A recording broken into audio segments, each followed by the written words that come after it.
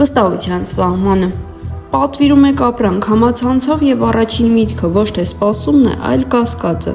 Անծանոթ համարի զանգ է գալիս եւ դուք մի պահ մտածում եք պատասխանել թե ոչ։ Նոր մարդու հետ եք հանդիպում, բայց ամբողջությամբ չեք բացվում։ Կարծես թե այսօր մենք ավելի հաճախ ենք կասկածում, քան վստահում։ Բայց ինչու՞։ Երբ դարձավ բնական, նախ զգուշանալ, հետո միայն հավատալ։ Երբ սկսեցինք ոչ միայն տների դռները կողպել, այլ նաև մարդկանց հանդեպ վստահությունը։ Վստահությունը չափել հնարավոր չէ։ Չկա սարք, որը ցույց կտա, որքան ենք վստահում միմյանց, բայց կա մեկ ճանապարհ լսել մարդկանց։ Մենք հարցրեցինք քաղաքացիներին, արդյոք այսօր հեշտ է վստահել, ինչն է փոխել նրանց վերաբերմունքը մարդկանց հանդեպ եւ հնարավոր է արդյոք վերադարձնել կորցրած վստահությունը։ Ահա նրանց պատասխանները։ Շնորհակալություն Ալյատա ջան հարցի համար։ Ես էլ հարցին այսպես կպատասխանեմ։ Առաջ շատ էի վստահում մարդկանց, բայց հիմա այս պարագայում գրեթե ոչ մեկին չեմ վստահում ու ինձ թվում է իմ չվստահելը արդարացված է։ Իրականում մարդկանց վստահելը ինչ-որ հատկություն է յուրաքանչյուր մարդու մեջ, որը որ գալիս է տվյալ մարդու արարքներից, դիրքորոշումից, իր քեզ վստահված, չգիտեմ, ինչ-որ կարևոր դերից։ Այնպես որ յուրաքանչյուրին կամ ամեն մեկին վստահել չի ստացվի հաստատ։ Վստահում ենք այն մարդկանց, ովքեր որ մոտ են մեր սրտին։ Իրականում հեշտ չեմ վստահում, միշտ ունեմ սահմանը աշխատում չանցնել։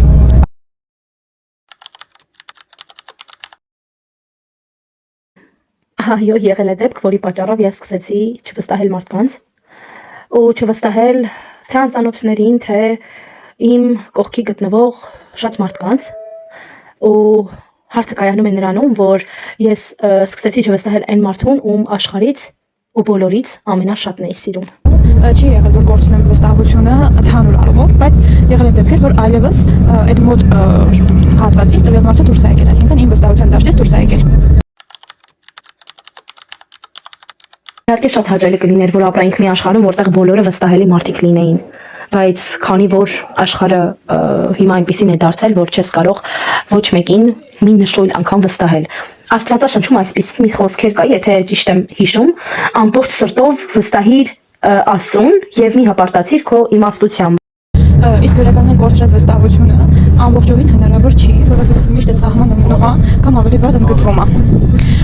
Չեմ կարող այդ հարցին ամեն դեպքում պատասխանել այդպես հստակ։ Քաղաքացիների պատասխանները տարբեր էին, բայց դրանց մեջ կար մեկ ընդհանուր միտք։ Վստահությունն այսօր ավելի դժվար է տրվում, քան առաջ։ Շատերը նշում էին, որ նախկինում ավելի հեշտ էին վստահում մարդկանց, իսկ այսօր ավելի հաճախ են ընտրում զգուշությունը։ Դրա պատճառները շատերին ծանոթ են՝ չկատարված խոստումներ, հիասթափություններ, երբեմն նաև խաբեություններ։ Վստահությունը սովորաբար չի կորչում մեկ օրում։ Այն կոտրվում է փոքր, բայց կրկնվող հիասթափություններից։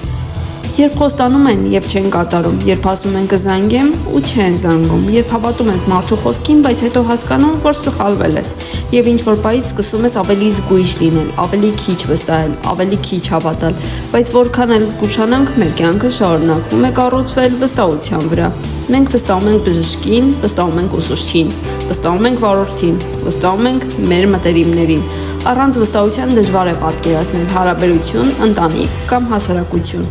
Այսօր վստահության վրա ազդում է նաև տեղեկատվական հոսքը, կեղծ լուրեր, կեղծ էջեր, չստուգված տեղեկություններ։ Դրանք աստիճանաբար փոխում են մարդկանց ընկալումը, եւ երբ մարդը շատ անգամ բախվում է խաբեության, սկսում է կասկածել, նույնիսկ այն ժամանակ, երբ իրեն ասում են ճշմարտությունը, բայց վստահությունը միայն կորուստ չէ։ Այն նրա վերականգնման հնարավորությունն է։ Դրա համար պետք է ոչ թե խոսքեր, այլ գործողություններ, ոչ թե մեկ անգամյա վարկ, այլ հետևողականություն։